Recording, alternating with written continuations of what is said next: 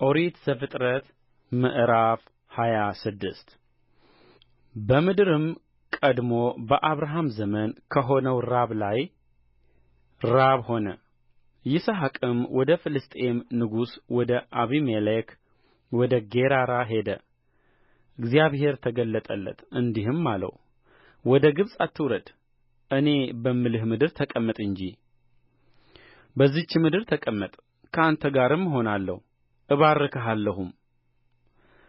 እነዚህን ምድሮች ሁሉ ለአንተም ለዘርህም እሰጣለሁና ለአባትህ ለአብርሃም የማልሁለትን መሐላ አጸናለሁ።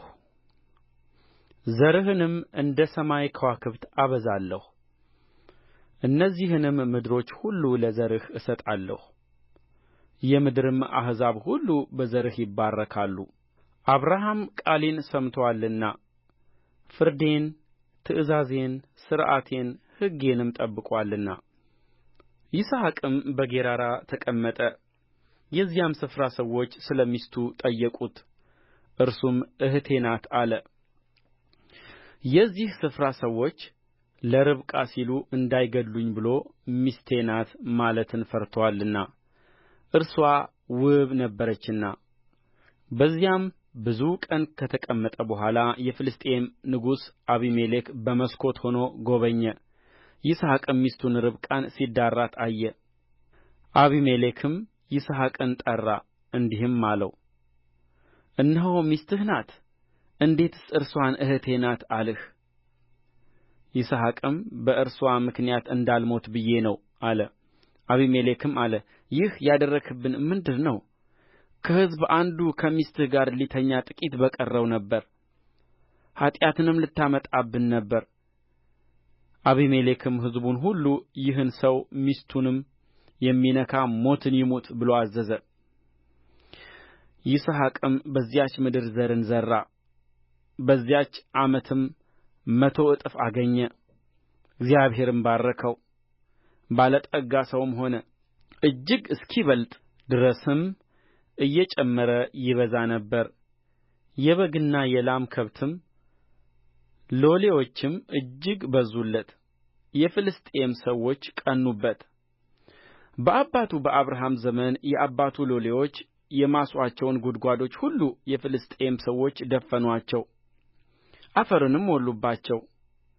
አቢሜሌክም ይስሐቅን ከእኛ ተለይተህ ሂድ፣ ከእኛ ይልቅ እጅግ በርትተሃልና አለው። ይስሐቅም ከዚያ ሄደ፣ በጌራራም ሸለቆ ሰፍሮ በዚያ ተቀመጠ። ይስሐቅም በአባቱ በአብርሃም ዘመን ቆፍረዋቸው የነበሩትን የውኃ ጕድጓዶች ደግሞ አስቈፈረ። አብርሃም ከሞተ በኋላ የፍልስጥኤም ሰዎች ደፍነዋቸው ነበርና አባቱም ይጠራቸው በነበረው ስም ጠራቸው። የይስሐቅ ሎሌዎችም በሸለቆው ውስጥ ቈፈሩ፣ በዚያም የሚመነጭ የውኃ ጕድጓድ አገኙ። የጌራራ አገር እረኞችም ከይስሐቅ እረኞች ጋር ውኃው የእኛ ነው ሲሉ ተከራከሩ። የዚያችንም ጕድጓድ ስም ኤሴቅ ብሎ ጠራት፣ ለእርስዋ ሲሉ ተጣልተዋልና። ሌላ ጕድጓድም ማሱ፣ ስለ እርስዋም ደግሞ ተጣሉ። ስምዋንም ስጥና ብሎ ጠራት። ከዚያም እልፍ ብሎ ሌላ ጕድጓድ አስቈፈረ፣ ስለ እርስዋም አልተጣሉም።